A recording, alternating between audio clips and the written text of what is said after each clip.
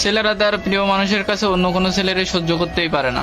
ছেলেরা চায় তার প্রিয় মানুষটা শেষটা অবধি তার হয়ে থাকুক।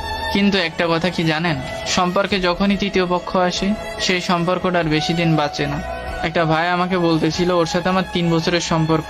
আমরা দুজনে একই ক্লাসে পড়তাম। ও ছিল সায়েন্সে, আমি ছিলাম কমার্সে। একটা মেসেঞ্জার গ্রুপ থেকে ওর সাথে আমার কথা বলা শুরু হয়, তাও ঝগড়া দিয়ে। আস্তে আস্তে কথা বলতে বলতে পার্সোনাল ইনবক্সে কথা বলা শুরু হয়। কথা বলতে বলতে ওর সাথে আমার একটা ভালো সম্পর্ক হয়ে যায়। এইভাবে ওর সাথে আমার কথা চলতে থাকে। সে হুট করে একদিন আমাকে প্রপোজ করে বসে, কিন্তু তখন অবধি তাকে আমি দেখি নাই বা তার কোনো ছবিও দেখি নাই। প্রপোজ করার পর ওর থেকে আমি ছবি চাইছিলাম, ও আমাকে ছবি দিছিল। ছবি দেখার পরে ওর সাথে কথা বলার ইচ্ছাটাই হারিয়ে গেছিল। ও একটু মোটা আর কালো ছিল। আমার সাথে ওকে কি মানায় এসব ভেবেচিন্তে ওর প্রপোজালটা রিজেক্ট করে দিই। কিন্তু আমার প্রতি ওর আসক্তটা ছিল প্রবল।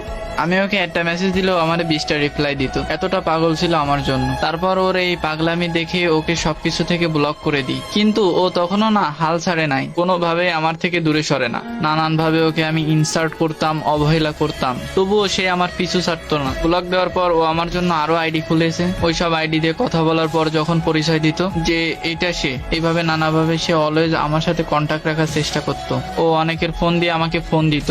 যখন ওর সিম নাম্বার ব্লক করে রাখতাম, যত চাইতাম আমার থেকে সে দূরে থাকুক, ততই যেন সে আরো এগিয়ে আসতো।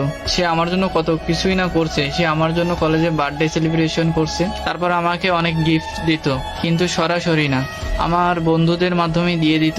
যখন আমার কাছে চলার মতো টাকা থাকতো না, তখনই সে আমার ব্যাগে টাকা ঢুকায় দিত। পরে বাড়িতে যখন আসতাম তখন মেসেজ দিত, বলতো তোর ব্যাগে টাকা রাখছি আমি। যখন বলতাম আমার ফোনে এমবি নাই, সে বিকাশ থেকে সাথে সাথেই আমার ফোনে এমবি দিয়ে দিত। এতটা পাগল ছিল সে আমার জন্য। এভাবে সে আমার পিছনে 2টা বছর ঘুরছে। তারপর একটা সময় ওর সাথে কথা বলতে বলতে ওর মায়ায় পড়ে যায়। তারপর ওর সাথে একদিন আমি সামনাসামনি দেখা করি। ওই দিন ছিল আমার ফার্স্ট ওর সামনে দাঁড়ায় কথা বলা, ওরে স্পর্শ করা। তারপর ওর পাশে বসে ওর হাত ধরে বলছিলাম আমি তোরে ভালোবাসি, খুব ভালোবাসি, মন থেকে ভালোবাসি। ও এসব শুনে খুশিতে আমার কাঁধে মাথা রেখে কেঁদে দিছিল। তারপর থেকে আমাদের রিলেশন শুরু হয়। অনেক সুন্দরভাবে চলতেছিল আমাদের সম্পর্কটা। ওর প্রতি আমি অনেকটাই আসক্ত হয়ে গেছিলাম। অনেকবার দেখা করছি, এর মাঝে ঘুরতেও গেছিলাম ওকে নিয়ে অনেকবার। কিছু মাস যাওয়ার পর আমাদের মধ্যে এক তৃতীয় ব্যক্তি আসে, যা ছিল ওর বেস্ট ফ্রেন্ড, তাও আবার ছেলে। যেহেতু বেস্ট ফ্রেন্ড জানার পর ওটা নিয়ে আর বেশি গুরুত্ব দিইনি বা ঝামেলাও করি নাই। সময় যত ঘনিয়ে আসতেছিল ওদের সম্পর্কটা ততই গভীর হচ্ছিল। এমন একটা সময় আসছে যে ওর কাছে আমার থেকে ওই ছেলেটার দাম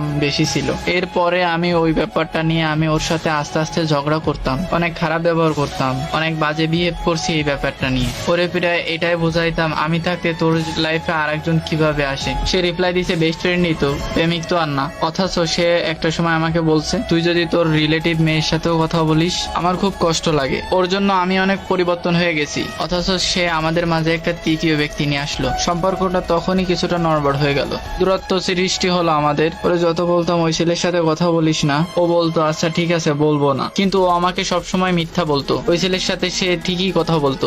যে ছেলের জন্য ওকে প্রতিনিয়ত বেশি কথা বলতাম, খারাপ ব্যবহার করতাম, তবুও ওই ছেলের সাথে কথা বলা বন্ধ করলো না। এত কিছু হওয়ার পরেও যাকে বোঝাইতে পারি নাই, তার থেকে আমি নিজেই সরে আসছি, কথা বলা অফ করে দিছি। রাগে অভিমানে আর ওর কাছে ফিরে যায় না, ও আর ফিরে আসে নাই। কিন্তু যে ও সবার কাছে বলতো যে ওর সাথে নাকি আমি বাজে বিহেভ করতাম, কিন্তু কি কারণে ওর সাথে বাজে বিহেভ করতাম সেটা বোঝাইতে পারি নাই।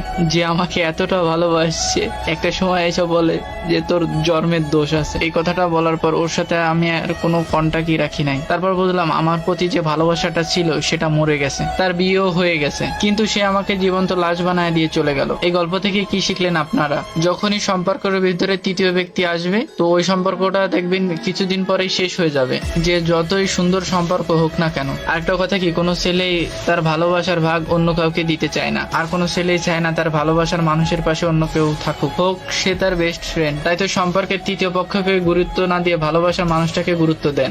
অন্তত এই সুন্দর সম্পর্কগুলো নষ্ট হবে না আর হারায়ও যাবে না। ভালো থাকবেন সবাই, আল্লাহ হাফেজ।